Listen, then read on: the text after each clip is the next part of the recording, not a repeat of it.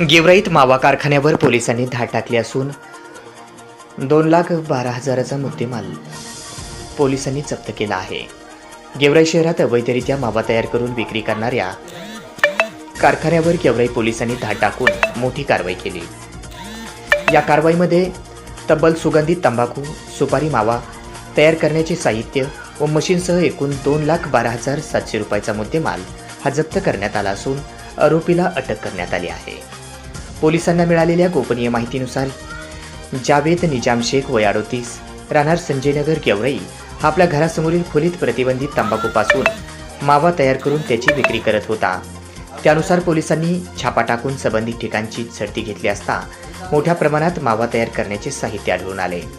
या प्रकरणी आरोपीविरुद्ध अन्न सुरक्षा व मानके कायदा 2006 तसेच भारतीय न्यायसंहिता अंतर्गत गुन्हा दाखल करण्यात आला असून पुढील तपास पोलीस उपनिरीक्षक संजय उदगीरकर हे करत आहेत.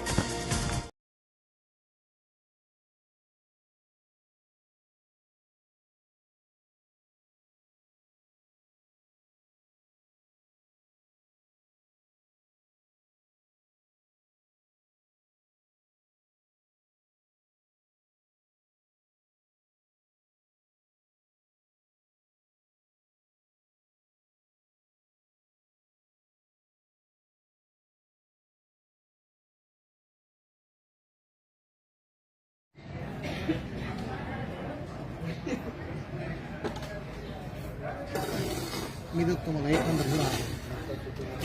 5 सेकंदचा मुद्देमाल येतोय ना, याचं होतं मुद्देमाल हे क्लोज नाही.